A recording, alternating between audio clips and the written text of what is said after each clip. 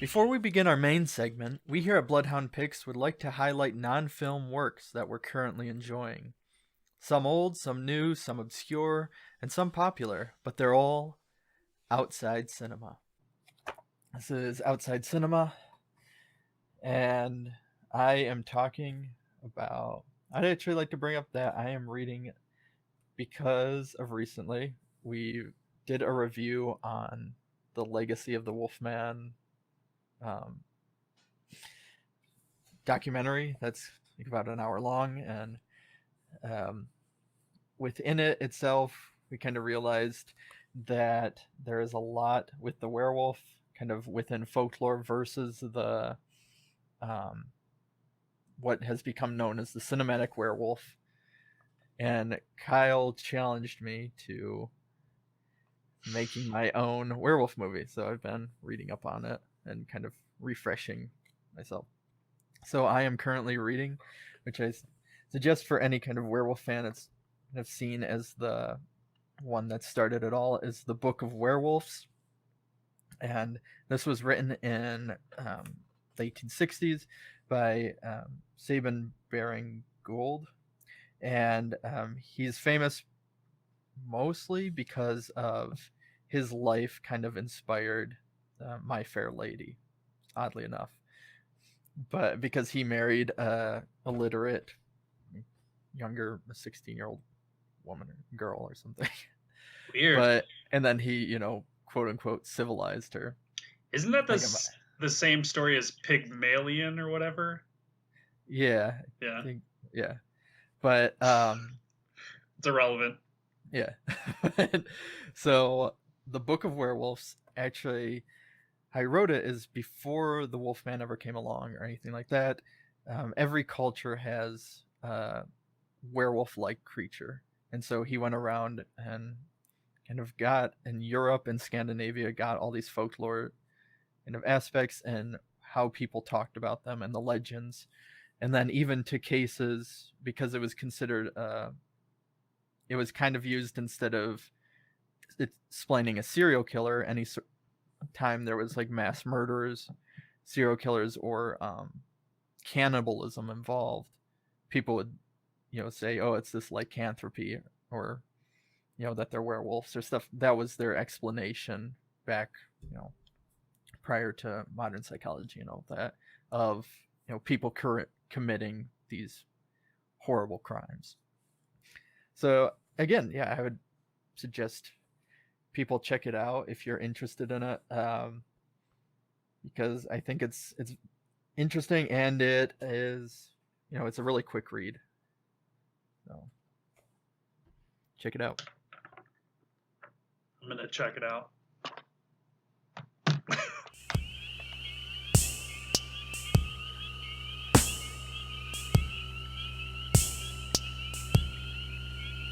Hey, welcome to Cinema Obscura. Each episode we'll spotlight an obscure older film and a more recent independent movie that deserve your attention.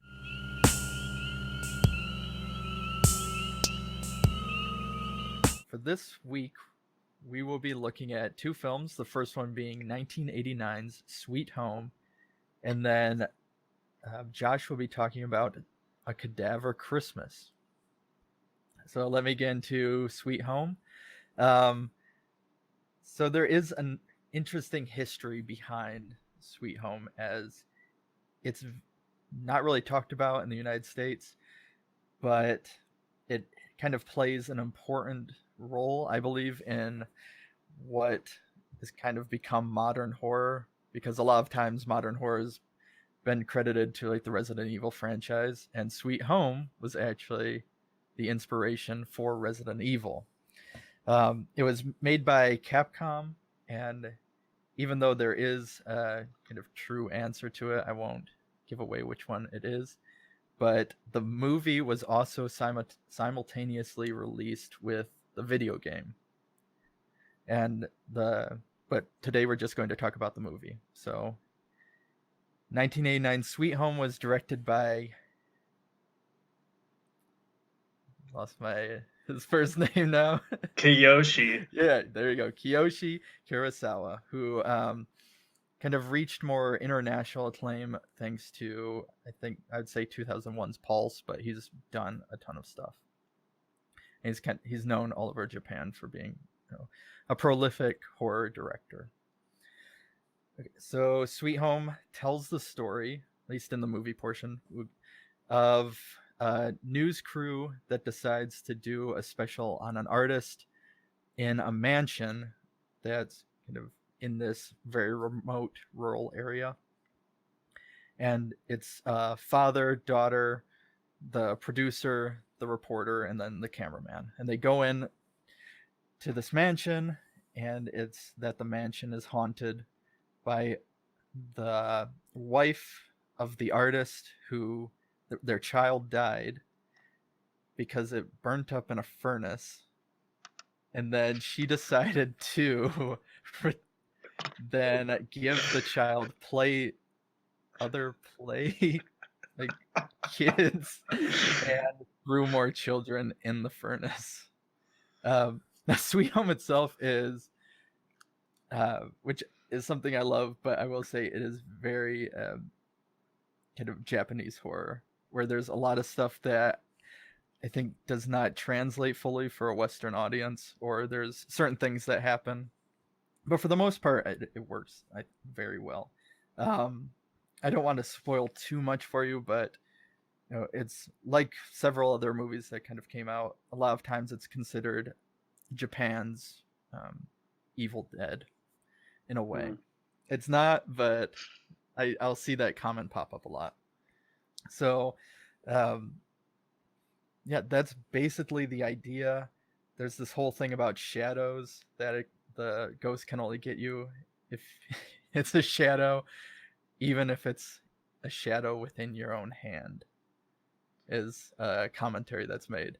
Now, I'll just speak a little bit about it. The reason behind why it would be considered an inspiration to kind of Resident Evil is originally Resident Evil was supposed to be a Sweet Home game. And the original Resident Evil, for those of you that have played it, takes place within a mansion. And so it was a lot of similarities, but instead they went with the zombie approach instead of a spirit. Now, I really enjoyed this movie. I think it works really well. There are some stuff that can be kind of outdated, but it's creepy. It has, I don't know, I believe that it was purposefully trying to, but it has some very funny moments. And it does kind of feel like a more serious version of House, in a weird, the one from the 70s, not the 80s version that was in America, which maybe we'll talk about some other day. But no, I enjoy it a lot. I think it had some, like I said, some great kind of creepy factors. I think I would just actually kind of like to hear both of your thoughts on it, surprisingly, before I get into kind of any more stuff. I loved it. I thought it was great. I thought it was probably my favorite movie that we've reviewed so far. But yeah, I didn't know what to expect. But I feel like the Evil Dead comparison, whoever is making that is dumb. I mean, other than the fact that there's funny stuff and it's a horror movie, it's like nothing like Evil Dead really at all. But it's its own thing and it's good. But it's like, it's much more like The Haunting. Robert Wise's The Haunting is like clearly what influenced it. Yeah, I felt that. Yeah, it was definitely a haunting. I think with the Evil Dead, it also popped up with that Haruko the Goblin. For some reason, anytime there's a Japanese horror movie that kind of takes place in a remote area, somehow somebody always comments that they're like, "Oh, it's Japan's version of Evil Dead." It's so weird. Yeah, it was just like a reboot of House. That's all I kept thinking of, except it makes a little more sense, but not much. It's not nearly as surreal, but it sort of gets that way a little. But yeah, that's all I kept thinking about was the Japanese house, and how this was just almost like a rebooting it, making it a little more easier to follow, but not much. And it's There's nothing like something- Resident Evil. I was looking at the Resident Yeah. Evil thing, and I was like, how this is nothing like Resident Evil at all. So when I was reading that stuff, I was like, okay, whatever. I'll go with it. I played the original video game, and that is like the movie, so it's really only like Resident Evil in that you're like wandering around this mansion that's haunted, and you're like solving puzzles basically, but it's like Nintendo, top down view, like super old. So I don't know, there's such a disparity between how much video games changed that you're just like, okay, I don't get this at all. Yeah. I don't know. I feel though that, well, if we're saying that the game came first, which Capcom is a video game company. The movie came first. Yeah. Yeah. But they work well together. Like if you see, a lot of times there's issues with either games being adapted from a movie or vice versa. And I think they both kind of hold their own in their own way, which I think is great. Another thing that I noticed that I like, which is common and kind of appears a lot more within kind of the big Japanese horror boom, is that almost the idea of that men are useless. How dare you? I know, because I've been watching a lot of these. I watched Dark Water recently, Paul's, a lot of them recently, and it's one of those things where like they have all this respect, and the female character will like listen to them and follow them, and then, but when like the men come to take charge or do whatever, they fumble around, or they're completely useless. Even the guy that somehow knows all the history. I was gonna say, I don't know, except for that guy. What was his name? Mr. The gas station guy that just shows up out of nowhere, and he's a fucking badass. Yes, with a pint and he knows everything. And he's a pint of early times. And he's like, I'm gonna bend this bottle. And they're like, what the fuck are you talking about? And he bends the bottle, and he's like, all right, listen to me, motherfuckers. That guy's amazing. Yeah, and then he's obviously the only male that's not completely worthless, and then he dies. Yes. Well, and then the daughter, well, this isn't too much of a spoiler, but the daughter gets taken because it happens about halfway through, so it's not a big thing. And like he gets her back, and so it seems all heroic and almost that the movie is over, and then she just disappears and is taken again after he dies. And yeah, I almost had to rewind that because I was like, she was just there. What the fuck happened? They do what they want. They don't want her back. Fuck it. Get rid of her. Yeah. Speaking of that bottle bending thing, though, that was my favorite scene in the movie. Was what took place right after that, because I was literally like, am I fucking losing my mind right now? Are they really breaking into this like musical number, and then the like incessant howling laughter? I was just like, what the fuck? That was awesome. That was one of the great fucking moments where you're like, yep, cultural divide. I have no idea what this is about. Yeah, I was like, I have no clue what is going on right now, but that's okay. Well, I know the version I watched too, surprisingly. So for everybody listening, Sweet Home really never had an American release, and you can find it online, but it's like it's fans that basically translated it themselves and stuff like that, which is, it's amazing that there's people willing to kind of champion this movie. But then, for example, like mine, that whole singing scene, there was just no subtitles at all. Yeah, mine either. Yeah, I mean, so I felt, what are you missing? I mean, yeah, I was gonna say, clearly it doesn't really matter what is going on here, like as far as what's being sung about, because I Well, don't that's speak Japanese. well, that's what I didn't know, is that I was saying there the whole time, and it goes on for a while, thinking, well, is this somehow connected to what's about to happen, or I mean, or is it just I we mean, have that's all I could deduce, was that Yeah. it had to have something to do with either what was going to happen or what did happen. it had to be important to the plot. Those lyrics probably explained everything that we needed to Yeah. know. So with just kind of a basic more setup, though, within the movie itself, it kind of plays with Mother a lot. I think also the connection between Evil Dead, going back to that, is that like the reporter lady is, so there's the reporter, the producer, and then the daughter are the kind of main three females. The reporter is the first one to be possessed, kind of, at Mhm. points. And I think there's that connection between the sister and Evil Dead or something, because there's random points where you don't know how she gets possessed, but it's just she starts screaming about a baby, and then she's the one that unearths this dead baby that cries for a second, even though it's been dead for 30 years, and then Yeah, but does something. they do set up. Well, they don't set up why she's possessed, but that Yeah. the one guy who is the gopher of the television crew or whatever's out in the woods, and there's that like shrine thing that he like knocks over. That's like Yeah. keeping the spirits at bay. That dick. Yeah. And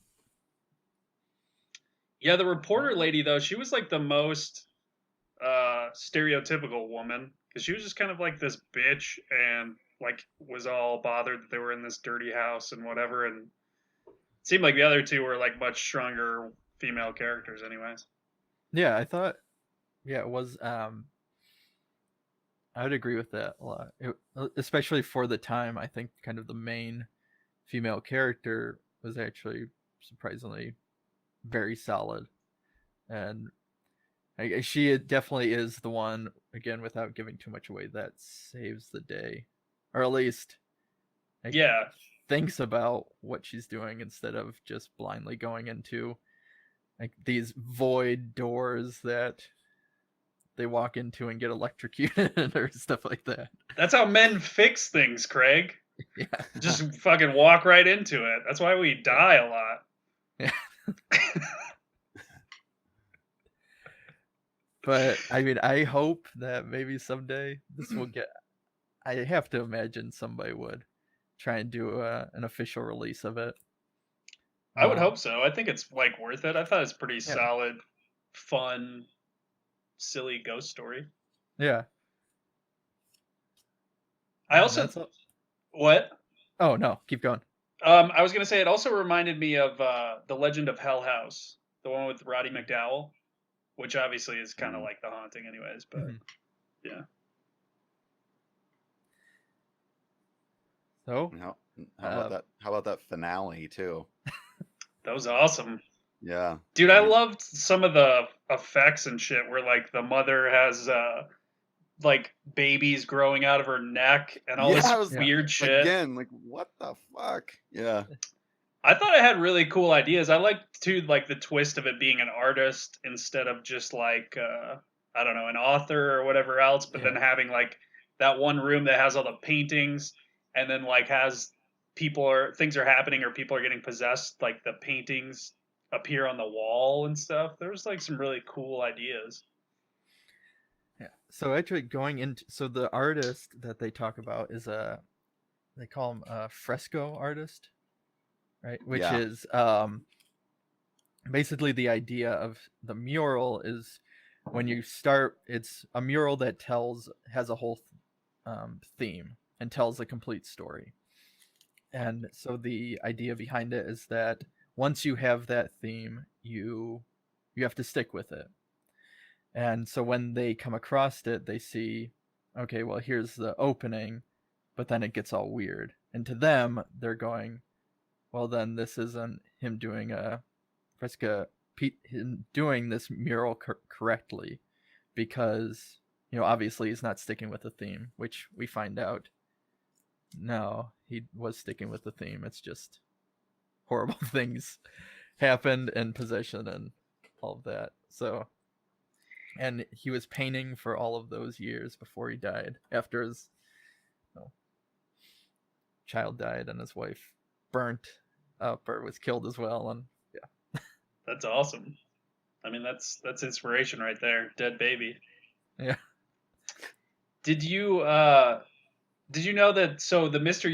Yamamura guy was one of the producers, and the main protagonist woman was his wife, and Oh, he wow. like fought to get her one of the lead roles or something. And just based on, so Craig, I know you've seen Pulse. Have you seen Pulse, Josh? The Japanese one, no, Oh, okay. Have you seen any of this guy's other movies? not that I know of. Okay. Well, it is like, I know he said that this movie wasn't, it's not like compromised, but it's clearly not his style. Definitely considering like Pulse, which is like much darker and more of like a weird kind of character piece horror movie. And you can tell this is like much more of like a popcorn movie compared to what he does. Because I know he's very much about intimacy and minimalism, and that's kind of one of his big things. Where this was also pretty Earlier. early on, in his career. But Josh, you need to watch Pulse because it's great. It's It's pretty also great. it's depressing. I'm actually kind of ashamed that I had to admit that I haven't seen it. We're gonna shout it from the rooftops, buddy. Well, you guys really don't- need to see Cure, and it's on YouTube, I think. But that's just, I think that's like his best movie. I've seen like a couple of his movies, but that one is, he's trying to catch this guy is trying to catch this serial killer who kind of can hypnotize people. Like, it's very fucking mysterious, but like he'll just be in a room with you at the police station or something. You get left alone with this guy, and then all of a sudden you are fucking going crazy. Like, it's really good. Check it out. I know too, for people that want to look up other stuff on Shudder. For those of you that have it, there is, I think it's Creepy, right? And then there was he had a miniseries on there, Penance. Yeah, it's not on there anymore. Yeah. Creepy's on Amazon Prime too, and I think there's a couple other ones on Prime. But he's definitely, he's really good. And I actually, in terms of like J horror of the time, I personally prefer Pulse over like The Ring or any of that stuff. Yeah, it's a much more like complex movie, because I watched that movie and was like, okay, I could watch that a couple more times. There's like a lot more shit to get out of it than like the first viewing. Yeah. What we should do for our next one is, or for one of our segments, is the American Pulse. Oh, fuck that! Is that who's in that again? Kristen Bell. Yeah. Who? Yeah. Kristen Bell, she was in Forgetting Sarah Marshall. And, Veronica Mars. Okay. Yeah, Veronica Mars. She's in a lot of stuff. And then Wes Craven wrote the script. Yeah, with, I think him and Vince Gilligan wrote the script. Yeah. Are you fucking with me? No, but they didn't, like, I think one of them was going to direct it. I think they wrote a draft of the script and then it became something else. And then, you know what I mean? Oh, like, yeah. Okay. I was like, with those two, there's no way it could be that big of a piece of shit. No, I'm sure it got, fucking ruined. Okay. Okay, so if we're all done talking with Sweet Home, then we can move on to our next little bit, which is Cadaver Christmas. Yeah. In 2000, well, Josh will handle it, but it's 2011, right, Josh? Hopefully I'm not wrong on that. Yeah, it was. Okay, there we go. 2011. So, obviously it's a Christmas movie, since, we're almost there. And I was informed that I should pick the most random fucking weirdo, batshit insane Christmas movie. And to be honest, I could have picked a better one, but I picked A Cadaver Christmas because it was shot about 40 minutes away from where I'm sitting right now. And I don't know. Obviously, it takes place at a college campus, and I'm not for sure which one they used, just because there's not a lot of info about actual locations for some reason. But it was shot in Davenport, Iowa, or Quad Cities, which, like I said, is about 40 minutes away from where I'm sitting right now. And I think I've seen that the budget, I've seen $7,000, but I've also seen 10. Either way, it was minuscule. And they I don't know, they do a really good job with everything in that movie. And I think they also they were on like the David Lynch Eraserhead plan, and it took them like 5 years to make it, because it was just people, obviously, and in the film, it's all night shooting, except for the end credit sequence. Did you guys watch the end credit sequence? So yeah, obviously these people are only shooting on nights and weekends, and if you looked at the credits, there was about 4 names total, and all of them had at least 8 or 9 different jobs. But for a zombie film, I'm not a zombie guy myself. I really don't. It's just I don't like it that much. But this movie is a zom-com, and the script is really funny. The actors are all good, considering what they're dealing with in terms of they're all friends, blah blah blah. I don't know if they're actual real actors. The main guy's got to be, but even watching some of the other actors, it was like, couldn't really tell if they were professional. Either way, they were all good. The script is hilarious. It's bloody as hell too. And speaking of the main actor, I got to commend that fucker for having that Ash Williams Caro syrup covering his entire face for that entire time, which ended up being like 5 years, because that shit got annoying. So yeah, that's why I picked it, especially because it's shot in Iowa. And like I said, I could have picked something that was more obscure, but that's what we went with. So I want people to see it, and it's on Amazon Prime. So get your ass over there and watch it. So did you guys like it? I know Kyle said that he did. Craig, you go first. Okay. I want to hear what you have to say. No. And then I'll... No, I did enjoy it. I was, I guess, worried going in. I watched the trailer first, which I try not to do for this thing. You fucking cheater. What are you thinking? Yeah, what the fuck? And I was like, what is Josh Guinness into? And then,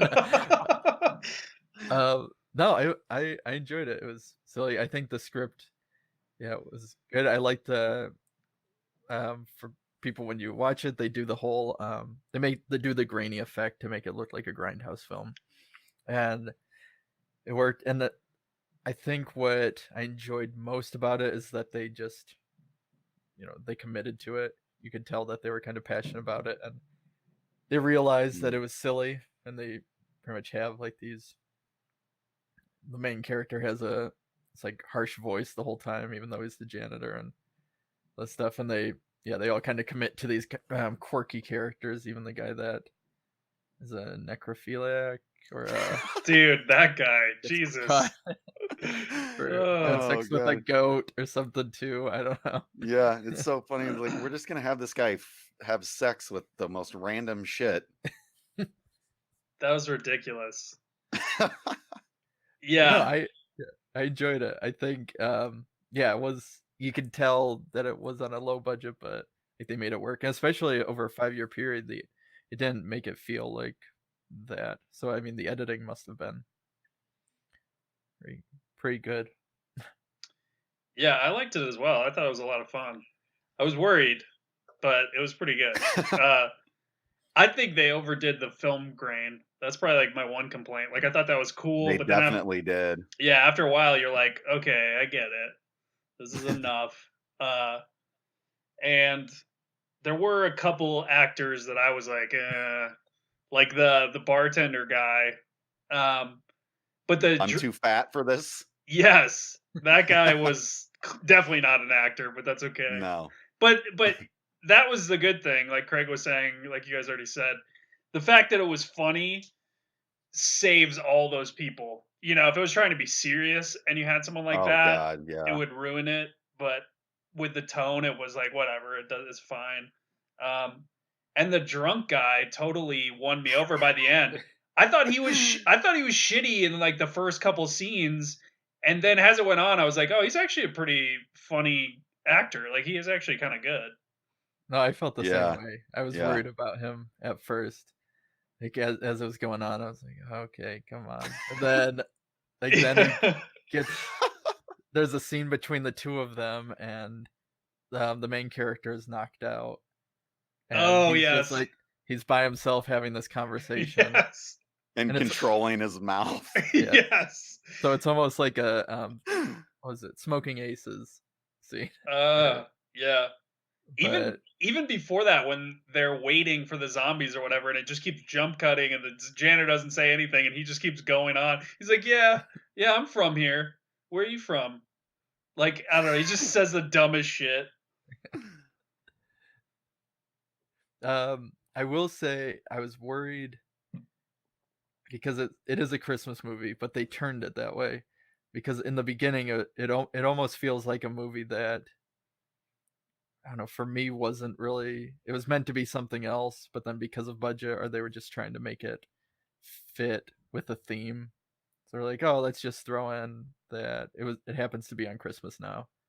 But then, once it gets like where they're kind of barricading themselves in, it really becomes a Christmas movie, especially with the drunk guy collecting the body parts in a Santa bag. Yes. And the style of the whole thing was amazing too. Yeah. Just in no particular order, but just like the Evil Dead Reanimator combo of like, I don't know, it was very stylishly done. Yeah, and especially for, obviously they are in love with Reanimator and Evil Dead, but still, I mean, it worked. It was its own thing for sure. I think it elevated a lot of the stuff that would have been not that interesting or kind of like boring or whatever. I don't know, it made everything fun. Yeah.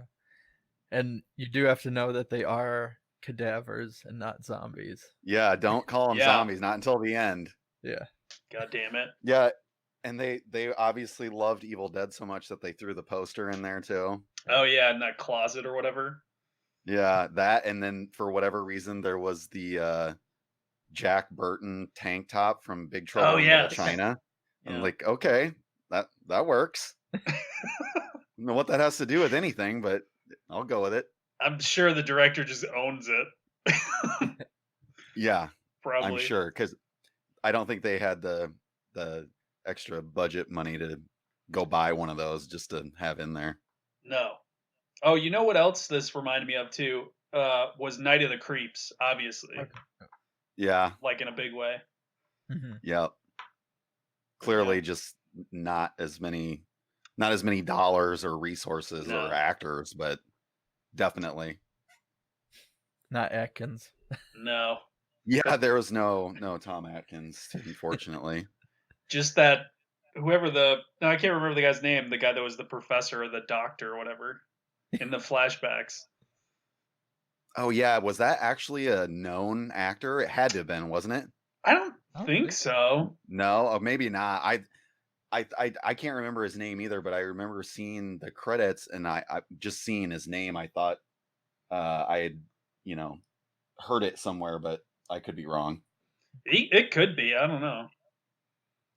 I mean, it just, it had to have been somebody from Davenport, I would assume, because if you looked, I've looked up, the main, the director, the writer, the stars, blah blah blah of the movie, and from what I remember, I'm pretty sure they're all from here, Yeah. Iowa. So, yeah, maybe it was wherever that university is, and I keep wanting to say that it was UNI, but I don't know which is University of Northern Iowa. But I actually don't know that, and it's like, they could have just gotten some dude that was really a teacher or whatever to play the part. Yeah, it could be. Yeah. I was It surprised. was hilarious. Go ahead, Kyle.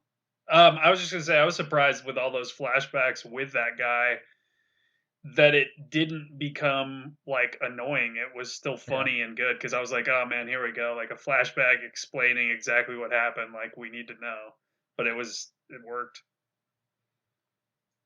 Yeah, and that guy, that character, obviously being the sort of catalyst for the cadaver outbreak, and it what is it? It created it was like a parasite, but Yeah. So I mean, that was kind of a different spin on zombie shit, I guess. And it was just hilarious that the fucking drunk guy drank so much that he killed it, and after he got bit, so it didn't matter that he got bit.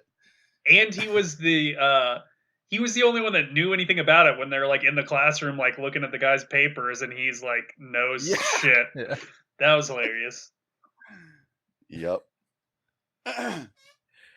Well, I like it the whole time too. He's talking to so I guess for people listening, yes, the drunk guy, as we'll say, steals the show basically. But for sure, he talks to the janitor that he just met, and he'll talk to him about how he's his best friend. Yes. You're like my family now. This is, despite everything, this is the best Christmas I've had in a long time. And he literally just met the guy like what, an hour before that. Yeah. Yes. The janitor was pretty good too. Those guys together were pretty good. I like the security guard with the same fucking spiel like every time. Yeah, about when you call 911 in the university, it goes to their security, and then she decides if it's worthy of. Yes, and then she keeps talking about how she's like 2 years into a 3-year criminal justice degree or whatever. That was pretty great. Yeah. Yep. Yeah. It was funny. I mean, you guys said you were worried before it started, and I can see why. But I don't know. To me, if the acting in some parts, was questionable, at least for you two. I'm not saying that that's not true, but the fucking script was just so funny that, again, it saved it essentially.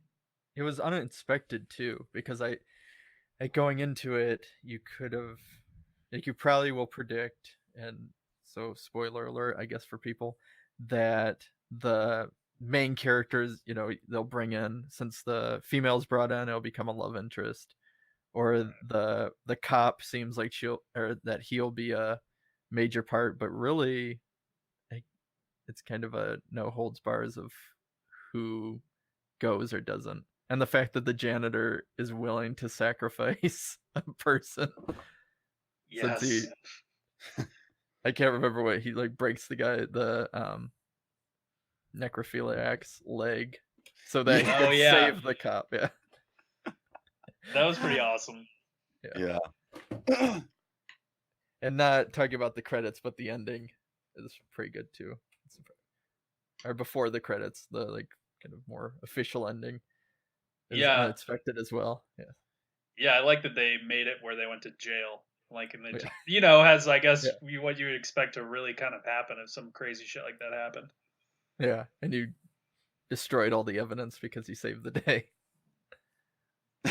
Yes. Okay. Do you have anything else, Josh? I don't think so. I mean, I feel like we basically said you should watch this movie and support it because Yeah. they're little guys. It is like the perfect movie for a Christmas party with your friends or something like that. It's kind of like a perfect movie to just put on. Yeah. And that is true, and I'm sure that there's all kinds of exciting drinking games you could play in relation to what's going on. Yes. Bloodhound Pix podcast is produced by Josh Lee, Craig Dram, and Kyle Hintz. Music by Raymond Seed. Audio editing by Kyle Hintz.